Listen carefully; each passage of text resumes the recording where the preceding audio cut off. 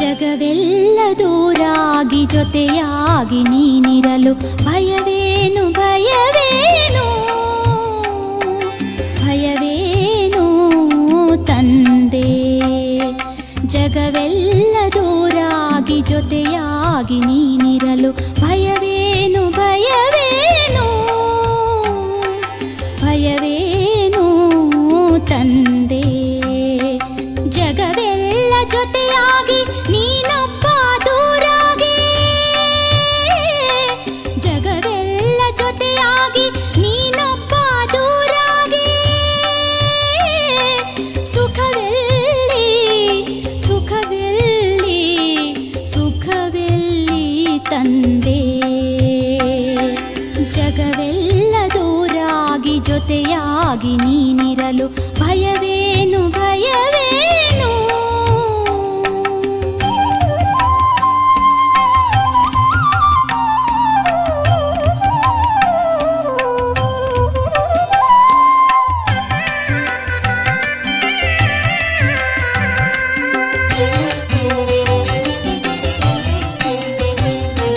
ದಿನಕರನೆ ಜೊತೆಗಿರಲು ದೀಪದ ಬೆಳಕೇಕೆ, ಕಲ್ಪತರು ಜೊತೆಗಿರಲು ಅಲ್ಪರ ಹಂಗೇಕೆ.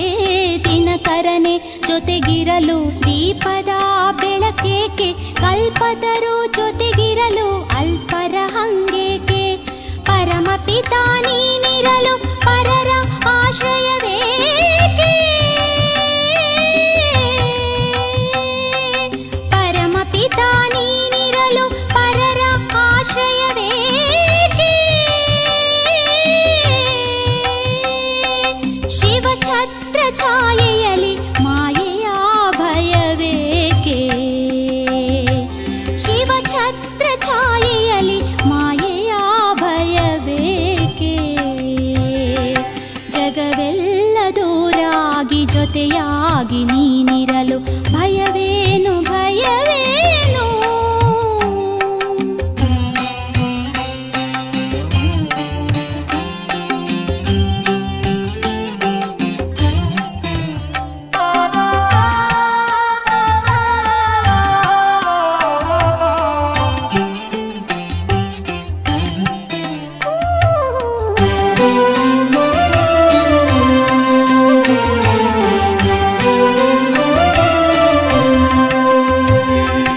ಅವಿನಾಶಿ ಸಂಬಂಧಿ ಶಿವನೊಬ್ಬ ನೀನಿರಲು ದೇಹಧಾರಿಗಳಲ್ಲಿ ಮೋಹ ಮಮತೆಗಳೇಕೆ.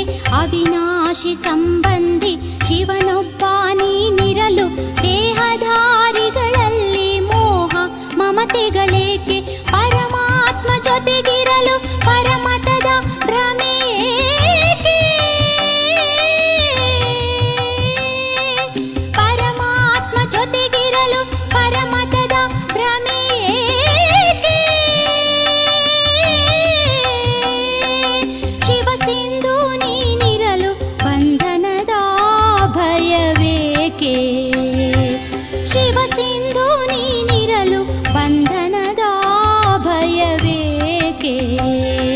ಜಗವೆಲ್ಲ ದೂರಾಗಿ ಜೊತೆಯಾಗಿ ನೀನಿರಲು ಭಯವೇನು ಭಯವೇನು ಭಯವೇನು ತಂದೆ. ಜಗವೆಲ್ಲ ದೂರಾಗಿ ಜೊತೆಯಾಗಿ ನೀನಿರಲು ಭಯವೇನು ಭಯವೇನು ಭಯವೇನು ತಂದೆ. ಭಯವೇನು ತಂದೆ. ಭಯವೇನು ತಂದೆ.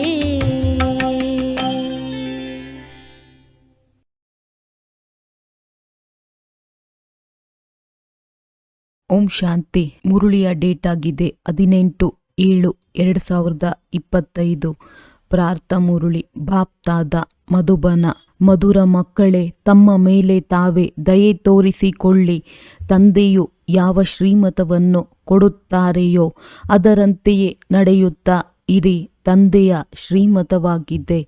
ಮಕ್ಕಳೇ, ಸಮಯವನ್ನು ವ್ಯರ್ಥ ಮಾಡಬೇಡಿ, ಸುಕರ್ಮಗಳನ್ನೇ ಮಾಡಿ. ಪ್ರಶ್ನೆ: ಯಾರು ಅದೃಷ್ಟವಂತ ಮಕ್ಕಳಿದ್ದಾರೆಯೋ ಅವರ ಮುಖ್ಯ ಧಾರಣೆ ಏನಾಗಿದೆ? ಉತ್ತರ: ಅದೃಷ್ಟವಂತ ಮಕ್ಕಳು ಬೆಳಗ್ಗೆ ಎದ್ದು ಬಹಳ ಪ್ರೀತಿಯಿಂದ ನೆನಪು ಮಾಡುತ್ತಾರೆ. ತಂದೆಯೊಂದಿಗೆ ಮಧುರವಾಗಿ ಮಾತನಾಡುತ್ತಾರೆ. ಎಂದೂ ಸಹ ತಮ್ಮ ಮೇಲೆ ನಿರ್ದಯಿಯಾಗುವುದಿಲ್ಲ. ಅವರು ಪಾಸ್ ವಿತ್ ಆನರ್ ಆಗುವ ಪುರುಷಾರ್ಥ ಮಾಡಿ ಸ್ವಯಂವನ್ನು ರಾಜ್ಯ ಪದವಿಗೆ ಯೋಗ್ಯರನ್ನಾಗಿ ಮಾಡಿಕೊಳ್ಳುತ್ತಾರೆ. ಓಂ ಶಾಂತಿ. ಮಕ್ಕಳು ತಂದೆಯು ಸನ್ಮುಖದಲ್ಲಿ ಕುಳಿತಿದ್ದೀರಿ ಅಂದ ಮೇಲೆ ನಿಮಗೆ ಗೊತ್ತಿದೆ, ನಮ್ಮ ಬೇಅದ್ದಿನ ತಂದೆಯಾಗಿದ್ದಾರೆ ಮತ್ತು ನಮಗೆ ಬೇಅದ್ದಿನ ಸುಖವನ್ನು ಕೊಡುವುದಕ್ಕಾಗಿ ಶ್ರೀಮತವನ್ನು ಕೊಡುತ್ತಿದ್ದಾರೆ. ಅವರಿಗಾಗಿಯೇ ದಯಾಸಾಗರ, ಮುಕ್ತಿದಾತ ಎಂದು ಗಾಯನವಿದೆ. ಬಹಳ ಮಹಿಮೆ ಮಾಡುತ್ತಾರೆ. ತಂದೆಯು ತಿಳಿಸುತ್ತಾರೆ, ಕೇವಲ ಮಹಿಮೆಯ ಮಾತಿಲ್ಲ. ಮಕ್ಕಳಿಗೆ ಮತವನ್ನು ಕೊಡುವುದು ತಂದೆಯ ಕರ್ತವ್ಯವಾಗಿದೆ. ಬೇಅದ್ದಿನ ತಂದೆಯು ಮತವನ್ನು ಕೊಡುತ್ತಾರೆ. ತಂದೆಯು ಸರ್ವಶ್ರೇಷ್ಠನೆಂದರೆ ಅವಶ್ಯವಾಗಿ ಅವರ ಮತವು ಸರ್ವಶ್ರೇಷ್ಠವಾಗಿರುವುದು. ಮತವನ್ನು ತೆಗೆದುಕೊಳ್ಳುವುದು ಆತ್ಮವಾಗಿದೆ. ಒಳ್ಳೆಯ ಹಾಗೂ ಕೆಟ್ಟ ಕೆಲಸಗಳನ್ನು ಆತ್ಮವೇ ಮಾಡುತ್ತದೆ. ಈ ಸಮಯದಲ್ಲಿ ಪ್ರಪಂಚಕ್ಕೆ ರಾವಣನ ಮತವು ಸಿಗುತ್ತದೆ. ನೀವು ಮಕ್ಕಳಿಗೆ ರಾಮನ ಮತವು ಸಿಗುತ್ತಿದೆ. ರಾವಣನ ಮತದಿಂದ ನಿರ್ದಯಿಯಾಗಿ ಉಲ್ಟಾ ಕೆಲಸಗಳನ್ನು ಮಾಡುತ್ತಾರೆ. ತಂದೆಯು ಮತ ಕೊಡುತ್ತಾರೆ, ಒಳ್ಳೆಯ ಕಾರ್ಯವನ್ನು ಮಾಡಿ. ಎಲ್ಲದಕ್ಕಿಂತ ಒಳ್ಳೆಯ ಕಾರ್ಯವೆಂದರೆ ತಮ್ಮ ಮೇಲೆ ತಾವು ದಯೆ ತೋರಿಸಿಕೊಳ್ಳಿ. ನಿಮಗೆ ತಿಳಿದಿದೆ, ನಾವು ಆತ್ಮಗಳು ಸತೋಪ್ರಧಾನರಾಗಿದ್ದೆವು, ಬಹಳ ಸುಖಿಯಾಗಿದ್ದೆವು. ನಂತರ ರಾವಣನ ಮತವು ಸಿಗುವುದರಿಂದಲೇ ನೀವು ತಮೋಪ್ರಧಾನರಾಗಿ ಬಿಟ್ಟಿದ್ದೀರಿ. ಈಗ ಪುನಃ ತಂದೆಯು ಮತ ಕೊಡುತ್ತಾರೆ.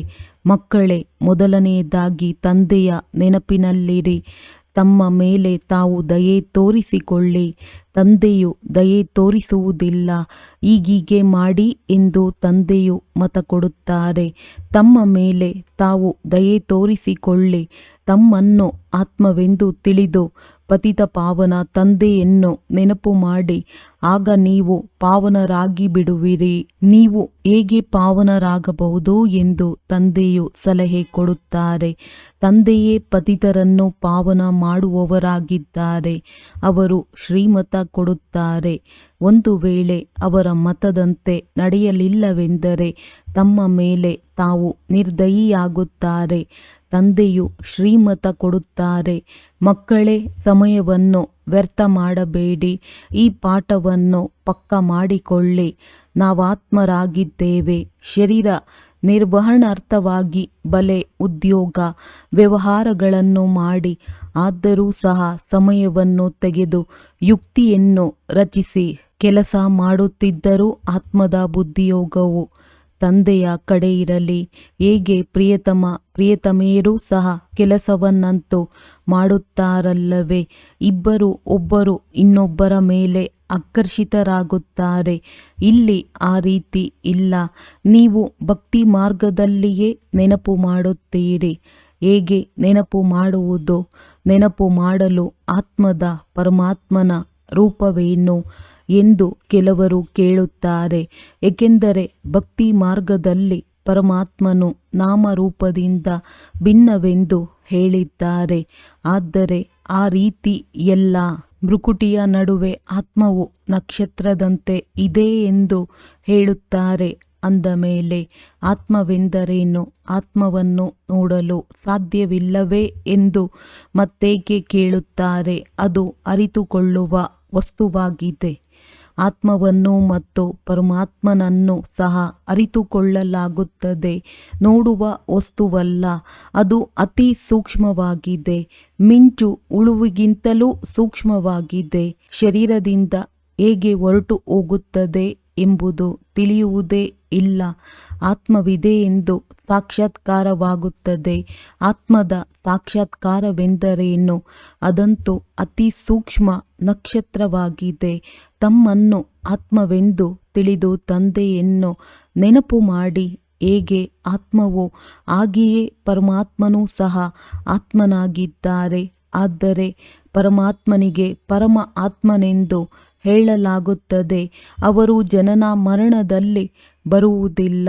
ಯಾವಾಗ ಜನನ ಮರಣರಹಿತನಾಗಿರುವವರು ಅಂದ ಮೇಲೆ ಆಗಲೇ ಆತ್ಮಕ್ಕೆ ಸುಪ್ರೀಂ ಎಂದು ಹೇಳಲಾಗುವುದು. ಆದರೆ ಮುಕ್ತಿಧಾಮಕ್ಕೂ ಎಲ್ಲರೂ ಪವಿತ್ರರಾಗಿ ಹೋಗಬೇಕಾಗಿದೆ. ಅದರಲ್ಲಿಯೂ ನಂಬರ್ ವಾರ್ ಇದೆ. ಕೆಲವರದ್ದು ನಾಯಕ ನಾಯಕಿಯ ಪಾತ್ರವಿದೆ.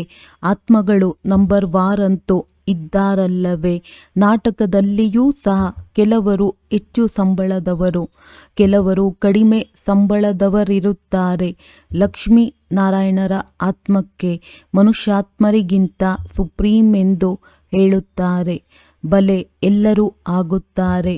ಆದರೆ ಪಾತ್ರವು ನಂಬರ್ ವಾರ್ ಇದೆ. ಕೆಲವರು ಮಹಾರಾಜ, ಕೆಲವರು ದಾಸದಾಸಿ, ಕೆಲವರು ಪ್ರಜೆ. ನೀವು ಪಾತ್ರಧಾರಿಗಳಾಗಿದ್ದೀರಿ. ನಿಮಗೆ ತಿಳಿದಿದೆ, ಇಷ್ಟೆಲ್ಲ ದೇವತೆಗಳು ನಂಬರ್ ವಾರ್ ಆಗಿದ್ದಾರೆ. ಒಳ್ಳೆಯ ಪುರುಷಾರ್ಥ ಮಾಡುತ್ತಾರೆ, ಶ್ರೇಷ್ಠರಾಗುತ್ತಾರೆ. ಈಗ ನಿಮಗೆ ಸ್ಮೃತಿ ಬಂದಿದೆ. ನಾವು 84 ಜನ್ಮಗಳನ್ನು ತೆಗೆದುಕೊಂಡಿದ್ದೇವೆ. ಈಗ ತಂದೆಯ ಹತ್ತಿರ ಹೋಗಬೇಕಾಗಿದೆ. ಮಕ್ಕಳಿಗೆ ಖುಷಿಯೂ ಇದೆ ಮತ್ತು ನಶೆಯೂ ಇದೆ. ಎಲ್ಲರೂ ಹೇಳುತ್ತಾರೆ, ನಾವು ನರನಿಂದ ನಾರಾಯಣ ವಿಶ್ವದ ಮಾಲೀಕರಾಗುತ್ತೇವೆ. ಅಂದಾಗ ಅಂತಹ ಪುರುಷಾರ್ಥ ಮಾಡಬೇಕಾಗಿದೆ.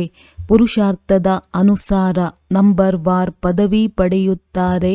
ಎಲ್ಲರಿಗೆ ನಂಬರ್ ವಾರ್ ಪಾತ್ರ ಸಿಕ್ಕಿದೆ. ಇದು ಮಾಡಲ್ಪಟ್ಟಂತಹ ಡ್ರಾಮಾ ಆಗಿದೆ. ಈಗ ತಂದೆಯು ನಿಮಗೆ ಶ್ರೇಷ್ಠ ಮತವನ್ನು ಕೊಡುತ್ತಾರೆ. ಏನಾದರೂ ಮಾಡಿ ತಂದೆಯನ್ನು ನೆನಪು ಮಾಡಿದಾಗ ವಿಕರ್ಮ ವಿನಾಶವಾಗುವುದು. ಆಗ ನೀವು ತಮೋಪ್ರಧಾನದಿಂದ ಸತೋಪ್ರಧಾನರಾಗಿ ಬಿಡುವಿರಿ. ಪಾಪಗಳ ಹೊರೆಯಂತೂ ತಲೆಯ ಮೇಲೆ ಬಹಳಷ್ಟಿದೆ. ಅದನ್ನು ಏನಾದರೂ ಮಾಡಿ ಇಲ್ಲಿಯೇ ಸಮಾಪ್ತಿ ಮಾಡಬೇಕು. ಆಗ ಆತ್ಮ ಪವಿತ್ರವಾಗುವುದು. ತಮೋ ಪ್ರಧಾನವು ನೀವು ಆತ್ಮರಾಗುತ್ತೀರಿ. ಸತೋ ಪ್ರಧಾನವೂ ಆತ್ಮವೇ ಆಗುತ್ತದೆ. ಈ ಸಮಯ ಭಾರತವು ಹೆಚ್ಚು ಅಸತ್ಯವಂತವಾಗಿದೆ. ಈ ಆಟವೇ ಭಾರತದ ಮೇಲಿದೆ. ಬಾಕಿ ಅವರಂತೂ ಧರ್ಮ ಸ್ಥಾಪನೆ ಮಾಡಲು ಬರುತ್ತಾರೆ. ಪುನರ್ಜನ್ಮವನ್ನು ತೆಗೆದುಕೊಳ್ಳುತ್ತಾ ಕೊನೆಯಲ್ಲಿ ಎಲ್ಲರೂ ತಮೋ ಪ್ರಧಾನರಾಗುತ್ತಾರೆ. ಸ್ವರ್ಗದ ಮಾಲೀಕರು ನೀವು ಆಗುತ್ತೀರಿ. ಭಾರತವು ಬಹಳ ಶ್ರೇಷ್ಠ ದೇಶವಾಗಿದೆ ಎಂದು ತಿಳಿದುಕೊಂಡಿದ್ದೀರಿ. ಈಗ ಎಷ್ಟು ಬಡ ದೇಶವಾಗಿದೆ. ಬಡವರಿಗೇನೆ ಎಲ್ಲರೂ ಸಹಾಯ ಮಾಡುತ್ತಾರೆ. ಪ್ರತಿಯೊಂದು ಮಾತಿನ ಭಿಕ್ಷೆ ಬೇಡುತ್ತಲೇ ಇರುತ್ತಾರೆ. ಮೊದಲು ಬಹಳಷ್ಟು ದವಸ ಧಾನ್ಯ ಇಲ್ಲಿಂದ ಹೋಗುತ್ತಿತ್ತು. ಈಗ ಬಡವರಾದ ಮೇಲೆ ರಿಟರ್ನ್ ಸರ್ವಿಸ್ ತೆಗೆದುಕೊಳ್ಳುತ್ತಿದೆ. ಏನು ತೆಗೆದುಕೊಂಡು ಹೋದರೂ ಅದರ ಸಾಲ ಸಿಗುತ್ತಿದೆ. ಶ್ರೀಕೃಷ್ಣ ಮತ್ತು ಕ್ರಿಶ್ಚಿಯನ್ ರಾಶಿ ಒಂದೇ ಆಗಿದೆ. ಕ್ರಿಶ್ಚಿಯನ್ನವರೇ ಭಾರತವನ್ನು ತಮ್ಮ ವಶದಲ್ಲಿ ತೆಗೆದುಕೊಂಡರು. ಈಗ ಡ್ರಾಮಾ ಅನುಸಾರ ಅವರು ಪರಸ್ಪರದಲ್ಲಿ ಜಗಳವಾಡುತ್ತಿದ್ದಾರೆ. ಬೆಣ್ಣೆ ನೀವು ಮಕ್ಕಳಿಗೆ ಸಿಗುತ್ತದೆ. ಈ ರೀತಿಯೆಲ್ಲ ಶ್ರೀಕೃಷ್ಣನ ಮುಖದಲ್ಲಿ ಬೆಣ್ಣೆ ಇತ್ತು. ಇದಂತೂ ಶಾಸ್ತ್ರದಲ್ಲಿ ಬರೆದು ಬಿಟ್ಟಿದ್ದಾರೆ. ಇಡೀ ಪ್ರಪಂಚ ಶ್ರೀಕೃಷ್ಣನ ಕೈಯಲ್ಲಿ ಬರುತ್ತದೆ. ಇಡೀ ವಿಶ್ವಕ್ಕೆ ನೀವು ಮಾಲೀಕರಾಗುತ್ತೀರಿ. ನೀವು ಮಕ್ಕಳು ತಿಳಿದುಕೊಂಡಿದ್ದೀರಿ, ನಾವು ವಿಶ್ವದ ಮಾಲೀಕರಾಗುತ್ತೇವೆ ಅಂದಾಗ ನಿಮಗೆ ಎಷ್ಟು ಖುಷಿಯಾಗಬೇಕು. ನಿಮ್ಮ ಹೆಜ್ಜೆ ಹೆಜ್ಜೆಯಲ್ಲಿ ಪದಮವಿದೆ. ಕೇವಲ ಒಂದು ಲಕ್ಷ್ಮೀ ನಾರಾಯಣರ ರಾಜ್ಯವಿರುವುದಿಲ್ಲ. ವಂಶಾವಳಿ ಇರುತ್ತದೆ ಎಲ್ಲವೇ. ಯಥಾ ರಾಜ ರಾಣಿ ತಥಾ ಪ್ರಜಾ. ಎಲ್ಲರೂ ಹೆಜ್ಜೆಯಲ್ಲಿ ಪದಮವಿದೆ. ಅಲ್ಲಂತೂ ಎಣಿಸಲಾಗದಷ್ಟು ಹಣವಿರುತ್ತದೆ. ಹಣಕ್ಕೋಸ್ಕರ ಪಾಪ ಇತ್ಯಾದಿಗಳನ್ನು ಮಾಡುವುದಿಲ್ಲ. ಅಪಾರ ಹಣವಿರುತ್ತದೆ. ಅಲ್ಲಾ ಅವಲ್ದಿನ್ ಆಟವನ್ನು ತೋರಿಸುತ್ತಾರಲ್ಲವೇ. ಅಲ್ಲಾ ಅವಲ್ದಿನ್ ಎಂದರೆ ದೇವಿ ದೇವತಾ ಧರ್ಮ ಸ್ಥಾಪನೆ ಮಾಡುತ್ತಾರೆ. ಸೆಕೆಂಡಿನಲ್ಲಿ ಜೀವನ್ಮುಕ್ತಿ ಕೊಟ್ಟು ಬಿಡುತ್ತಾರೆ. ಸೆಕೆಂಡಿನಲ್ಲಿ ಸಾಕ್ಷಾತ್ಕಾರವಾಗುತ್ತದೆ. ಕಾನೂನಿನ ಖಜಾನೆ ತೋರಿಸುತ್ತಾರೆ. ಮೀರಾ ಶ್ರೀಕೃಷ್ಣನೊಂದಿಗೆ ಸಾಕ್ಷಾತ್ಕಾರದಲ್ಲಿ ನೃತ್ಯ ಮಾಡುತ್ತಿದ್ದರು. ಅದು ಭಕ್ತಿ ಮಾರ್ಗವಾಗಿತ್ತು. ಇಲ್ಲಿ ಭಕ್ತಿ ಮಾರ್ಗದ ಮಾತಿಲ್ಲ. ನೀವಂತೂ ವೈಕುಂಠದಲ್ಲಿ ಪ್ರಾಕ್ಟಿಕಲ್ನಲ್ಲಿ ಹೋಗಿ ರಾಜ್ಯಭಾರ ನಡೆಸುವಿರಿ. ಭಕ್ತಿ ಮಾರ್ಗದಲ್ಲಿ ಕೇವಲ ಸಾಕ್ಷಾತ್ಕಾರವಾಗುತ್ತದೆ. ಈ ಸಮಯದಲ್ಲಿ ನೀವು ಮಕ್ಕಳಿಗೆ ಗುರಿ ಉದ್ದೇಶದ ಸಾಕ್ಷಾತ್ಕಾರವಾಗುತ್ತದೆ. ತಿಳಿದುಕೊಂಡಿದ್ದೀರಿ, ನಾವು ಈ ರೀತಿ ಆಗುತ್ತೇವೆ. ಮಕ್ಕಳು ಮರೆತು ಹೋಗುತ್ತಾರೆ, ಅದಕ್ಕಾಗಿ ಬ್ಯಾಡ್ಜ್ ಕೊಡಲಾಗುತ್ತದೆ. ಈಗ ನಾವು ಬೇಅದ್ದಿನ ತಂದೆಯ ಮಕ್ಕಳಾಗಿದ್ದೇವೆ. ಎಷ್ಟು ಖುಷಿಯಾಗಬೇಕು. ಇದಂತೂ ಪದೇ ಪದೇ ಪಕ್ಕ ಮಾಡಿಕೊಳ್ಳಬೇಕು. ಆದರೆ ಮಾಯೆಯು ಎದುರಿನಲ್ಲಿದೆ ಅಂದಾಗ ಆ ಖುಷಿಯೂ ಸಹ ಹೋಗಿಬಿಡುತ್ತದೆ. ತಂದೆಯನ್ನು ನೆನಪು ಮಾಡುತ್ತಿದ್ದರೆ ನಶೆ ಇರುತ್ತದೆ. ಬಾಬಾ ನಮ್ಮನ್ನು ವಿಶ್ವದ ಮಾಲೀಕರನ್ನಾಗಿ ಮಾಡುತ್ತಾರೆ. ನಂತರ ಮಾಯೆಯು ಮರೆಸಿಬಿಡುತ್ತದೆ. ಆಗ ಏನಾದರೂ ವಿಕರ್ಮ ಆಗಿಬಿಡುತ್ತದೆ. ನೀವು ಮಕ್ಕಳಿಗೆ ಸ್ಮೃತಿ ಬಂದಿದೆ. ನಾವು 84 ಜನ್ಮಗಳನ್ನು ತೆಗೆದುಕೊಂಡಿದ್ದೇವೆ. ಮತ್ಯಾರು 84 ಜನ್ಮಗಳನ್ನು ತೆಗೆದುಕೊಳ್ಳುವುದಿಲ್ಲ. ಇದನ್ನು ಸಹ ತಿಳಿದುಕೊಳ್ಳಬಹುದು. ನಾವು ಎಷ್ಟು ನೆನಪು ಮಾಡುತ್ತೇವೆಯೋ ಅಷ್ಟು ಶ್ರೇಷ್ಠ ಪದವಿಯನ್ನು ಪಡೆಯುತ್ತೇವೆ. ಮತ್ತೆ ತಮ್ಮ ಸಮಾನರನ್ನಾಗಿಯೂ ಮಾಡಿಕೊಳ್ಳಬೇಕಾಗಿದೆ. ಪ್ರಜೆಗಳನ್ನು ತಯಾರು ಮಾಡಬೇಕಾಗಿದೆ. ದಾನವು ಮನೆಯಿಂದಲೇ ಆರಂಭವಾಗುತ್ತದೆ. ತೀರ್ಥಯಾತ್ರೆಗಳಲ್ಲಿಯೂ ಮೊದಲು ತಾವೇ ಹೋಗುತ್ತಾರೆ. ನಂತರ ಮಿತ್ರ ಸಂಬಂಧಿಗಳು ಮೊದಲಾದವರನ್ನು ಒಟ್ಟಿಗೆ ಕರೆದುಕೊಂಡು ಹೋಗುತ್ತಾರೆ. ಹಾಗೆಯೇ ನೀವು ಸಹ ಪ್ರೀತಿಯಿಂದ ಎಲ್ಲರಿಗೆ ತಿಳಿಸಿಕೊಡಿ. ಎಲ್ಲರೂ ತಿಳಿದುಕೊಳ್ಳುವುದಿಲ್ಲ. ಒಂದೇ ಮನೆಯಲ್ಲಿ ತಂದೆಯು ತಿಳಿದುಕೊಂಡರೆ ಮಕ್ಕಳು ತಿಳಿದುಕೊಳ್ಳುವುದಿಲ್ಲ. ಈ ಹಳೆಯ ಪ್ರಪಂಚದೊಂದಿಗೆ ಮನಸ್ಸನ್ನಿಡಬೇಡಿ ಎಂದು ತಂದೆ ತಾಯಿಯು ಎಷ್ಟೇ ಹೇಳಲಿ, ಆದರೆ ಒಪ್ಪುವುದಿಲ್ಲ. ತೊಂದರೆ ಕೊಡುತ್ತಾರೆ. ಯಾರು ಇಲ್ಲಿಯವರಾಗಿದ್ದಾರೆಯೋ ಅವರೇ ಬಂದು ತಿಳಿದುಕೊಳ್ಳುತ್ತಾರೆ. ಈ ಧರ್ಮದ ಸ್ಥಾಪನೆ ನೋಡಿ ಹೇಗಾಗುತ್ತದೆ. ಅನ್ಯ ಧರ್ಮದವರ ಸಸಿಯು ನಾಟಿಯಾಗುವುದಿಲ್ಲ. ಅವರಂತೂ ಮೇಲಿಂದ ಬರುತ್ತಾರೆ. ಅವರ ಹಿಂದೆ ಅವರ ಅನುಯಾಯಿಗಳು ಸಹ ಬರುತ್ತಾರೆ. ಇಲ್ಲಂತೂ ತಂದೆಯೇ ಸ್ಥಾಪನೆ ಮಾಡುತ್ತಾರೆ. ಮತ್ತೆ ಎಲ್ಲರನ್ನೂ ಪಾವನ ಮಾಡಿ ಕರೆದುಕೊಂಡು ಹೋಗುತ್ತಾರೆ. ಆದ್ದರಿಂದ ಅವರಿಗೆ ಸದ್ಗುರು ಮುಕ್ತಿದಾತನೆಂದು ಹೇಳಲಾಗುತ್ತದೆ. ಸತ್ಯವಾದ ಸದ್ಗುರುವು ಒಬ್ಬರೇ ಆಗಿದ್ದಾರೆ. ಮನುಷ್ಯರೆಂದು ಯಾರದೇ ಸದ್ಗತಿ ಮಾಡುವುದಿಲ್ಲ. ಸದ್ಗತಿದಾತನು ಒಬ್ಬರೇ ಆಗಿದ್ದಾರೆ. ಅವರಿಗೆ ಸದ್ಗುರುವೆಂದು ಹೇಳಲಾಗುತ್ತದೆ. ಭಾರತವನ್ನು ಸತ್ಯ ಖಂಡವನ್ನಾಗಿಯೂ ಅವರು ಮಾಡುತ್ತಾರೆ. ರಾವಣನು ಅಸತ್ಯ ಖಂಡವನ್ನಾಗಿ ಮಾಡುತ್ತಾನೆ. ತಂದೆಯ ಬಗ್ಗೆಯೂ ದೇವತೆಗಳ ಬಗ್ಗೆಯೂ ಅಸತ್ಯವನ್ನು ಹೇಳಿಬಿಡುತ್ತಾರೆ. ಆದ್ದರಿಂದ ತಂದೆಯು ತಿಳಿಸುತ್ತಾರೆ, ಕೆಟ್ಟದನ್ನು ಕೇಳಬೇಡಿ. ಇದಕ್ಕೆ ವೇಶ್ಯಾಲಯವೆಂದು ಹೇಳಲಾಗುತ್ತದೆ. ಸತ್ಯಯುಗವು ಶಿವಾಲಯವಾಗಿತ್ತು.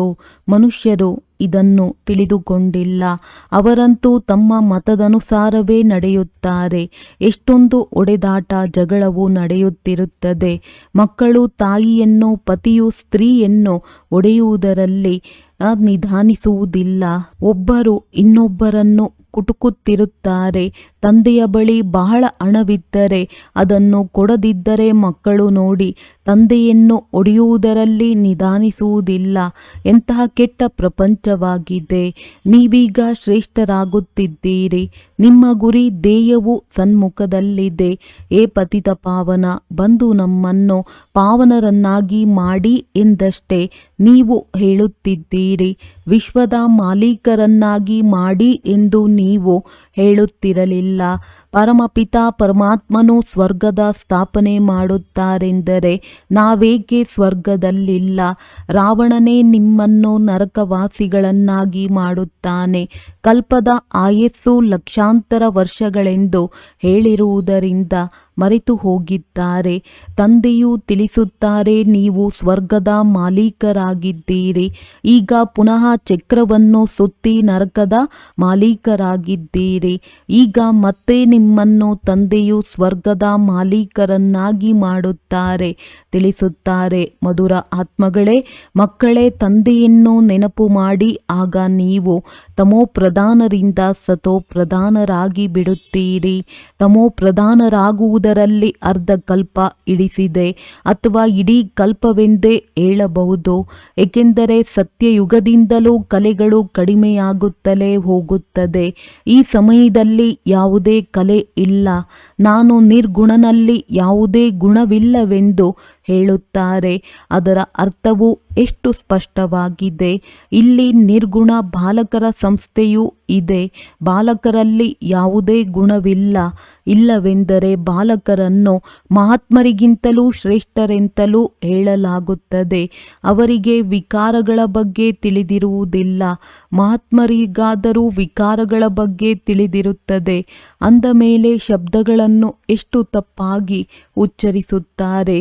ಮಾಯೆಯು ಸಂಪೂರ್ಣ ಅಸತ್ಯವಂತರನ್ನಾಗಿ ಮಾಡುತ್ತದೆ ಎಲ್ಲವೇ. ಗೀತೆಯನ್ನು ಓದುತ್ತಾರೆ. ಭಗವಾನುವಾಚ, ಕಾಮ ಮಹಾಶತ್ರುವಾಗಿದೆ. ಇದು ಆದಿ ಮಧ್ಯ ಅಂತ್ಯ ದುಃಖ ಕೊಡುವಂಥದ್ದಾಗಿದೆ ಎಂಬುದನ್ನು ಹೇಳುತ್ತಾರೆ. ಆದರೂ ಸಹ ಎಷ್ಟೊಂದು ವಿಘ್ನ ಹಾಕುತ್ತಾರೆ. ತಂದೆಯು ತಿಳಿಸುತ್ತಾರೆ, ನೀವು ಮಕ್ಕಳು ಶ್ರೀಮತದಂತೆ ನಡೆಯಬೇಕಾಗಿದೆ. ಯಾರು ಹೂಗಳಾಗುವವರೆಲ್ಲವೋ ಅವರಿಗೆ ನೀವು ಎಷ್ಟೇ ತಿಳಿಸಿದರೂ ಅವರೆಂದೂ ಒಪ್ಪುವುದಿಲ್ಲ. ಕೆಲವೊಂದೆಡೆ ನಾವು ವಿವಾಹ ಮಾಡಿಕೊಳ್ಳುವುದಿಲ್ಲವೆಂದು ಮಕ್ಕಳು ಹೇಳಿದಾಗ ತಂದೆ ತಾಯಿಗಳು ಎಷ್ಟೊಂದು ಅತ್ಯಾಚಾರ ಮಾಡುತ್ತಾರೆ. ತಂದೆಯು ತಿಳಿಸುತ್ತಾರೆ, ಯಾವಾಗ ಈ ಜ್ಞಾನ ಯಜ್ಞವನ್ನು ರಚಿಸುತ್ತೇನೆಯೋ ಆಗ ಅನೇಕ ಪ್ರಕಾರದ ವಿಘ್ನಗಳು ಬೀಳುತ್ತವೆ. 3 ಹೆಜ್ಜೆಗಳಷ್ಟು ಭೂಮಿಯನ್ನು ಕೊಡುವುದಿಲ್ಲ. ನೀವು ಕೇವಲ ತಂದೆಯ ಮತದನುಸಾರ ನೆನಪು ಮಾಡಿ ಪವಿತ್ರರಾಗುತ್ತೀರಿ. ಮತ್ಯಾವುದೇ ಕಷ್ಟವಿಲ್ಲ. ಕೇವಲ ನಿಮ್ಮನ್ನು ಆತ್ಮವೆಂದು ತಿಳಿದು ತಂದೆಯನ್ನು ನೆನಪು ಮಾಡಿ. ಹೇಗೆ ನೀವಾತ್ಮರು ಈ ಶರೀರದಲ್ಲಿ ಅವತರಿತರಾಗಿದ್ದೀರೋ ಹಾಗೆಯೇ ತಂದೆಯೂ ಸಹ ಈ ಶರೀರದಲ್ಲಿ ಅವತರಿತರಾಗಿದ್ದಾರೆ. ಅವರು ಮೀನು ಮೊಸಳೆಯ ಅವತಾರವಾಗಲು ಹೇಗೆ ಸಾಧ್ಯ? ಎಷ್ಟು ನಿಂದನೆ ಮಾಡುತ್ತಾರೆ. ಕಣಕಣದಲ್ಲಿಯೂ ಭಗವಂತನಿದ್ದಾರೆಂದು ಹೇಳುತ್ತಾರೆ. ತಂದೆಯು ತಿಳಿಸುತ್ತಾರೆ, ನನ್ನ ಮತ್ತು ದೇವತೆಗಳ ನಿಂದನೆ ಮಾಡುತ್ತಾರೆ. ನಾನೇ ಬರಬೇಕಾಗುತ್ತದೆ. ಬಂದು ನೀವು ಮಕ್ಕಳಿಗೆ ಪುನಃ ಆಸ್ತಿಯನ್ನು ಕೊಡುತ್ತೇನೆ. ನಾನು ಆಸ್ತಿಯನ್ನು ಕೊಡುತ್ತೇನೆ. ರಾವಣನು ಶಾಪ ಕೊಡುತ್ತಾನೆ. ಇದು ಆಟವಾಗಿದೆ. ಯಾರು ಶ್ರೀಮತದಂತೆ ನಡೆಯುವುದಿಲ್ಲವೋ ಅವರ ಅದೃಷ್ಟವೇ ಶ್ರೇಷ್ಠವಾಗಿಲ್ಲವೆಂದು ತಿಳಿದುಕೊಳ್ಳುತ್ತೇವೆ. ಅದೃಷ್ಟವಂತರು ಬೆಳಗ್ಗೆ ಬೆಳಗ್ಗೆ ಎದ್ದು ನೆನಪು ಮಾಡುತ್ತಾರೆ. ತಂದೆಯೊಂದಿಗೆ ಮಾತನಾಡುತ್ತಾರೆ. ತಮ್ಮನ್ನು ಆತ್ಮವೆಂದು ತಿಳಿದು ತಂದೆಯನ್ನು ನೆನಪು ಮಾಡಿ. ಆಗ ವಿಕರ್ಮಗಳು ವಿನಾಶವಾಗುವುದು. ಖುಷಿಯ ನಶೆಯು ಏರುವುದು. ಯಾರು ಗೌರವಾನ್ವಿತವಾಗಿ ತೇರ್ಗಡೆಯಾಗುವರೋ ಅವರೇ ರಾಜ್ಯ ಪದವಿಗೆ ಯೋಗ್ಯರಾಗುತ್ತಾರೆ. ಕೇವಲ ಒಬ್ಬ ಲಕ್ಷ್ಮೀನಾರಾಯಣರೇ ರಾಜ್ಯ ಮಾಡುವುದಿಲ್ಲ. ರಾಜಧಾನಿ ಇರುತ್ತದೆ. ಈಗ ನೀವು ಎಷ್ಟು ಸ್ವಚ್ಛ ಬುದ್ಧಿಯವರಾಗುತ್ತೀರಿ.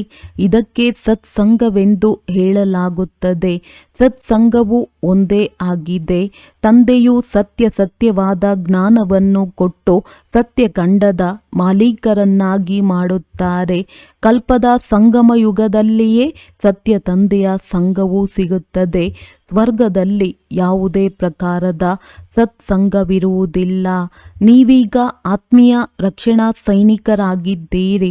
ನೀವು ವಿಶ್ವದ ದೋಣಿಯನ್ನು ಪಾರು ಮಾಡುತ್ತೀರಿ. ನಿಮ್ಮನ್ನು ರಕ್ಷಣೆ ಮಾಡುವವರು, ಶ್ರೀಮತವನ್ನು ಕೊಡುವವರು ತಂದೆಯಾಗಿದ್ದಾರೆ. ನಿಮ್ಮ ಮಹಿಮೆಯು ಬಹಳ ಭಾರಿಯಾಗಿದೆ. ತಂದೆಯ ಮಹಿಮೆ, ಭಾರತದ ಮಹಿಮೆಯು ಅಪರಂಪಾರವಾಗಿದೆ. ನೀವು ಮಕ್ಕಳ ಮಹಿಮೆಯು ಅಪರಂಪಾರವಾಗಿದೆ. ನೀವು ಬ್ರಹ್ಮಾಂಡಕ್ಕೆ ಮತ್ತು ವಿಶ್ವಕ್ಕೂ ಮಾಲೀಕರಾಗುತ್ತೀರಿ. ನಾನಂತೂ ಕೇವಲ ಬ್ರಹ್ಮಾಂಡದ ಮಾಲೀಕನಾಗಿದ್ದೇನೆ.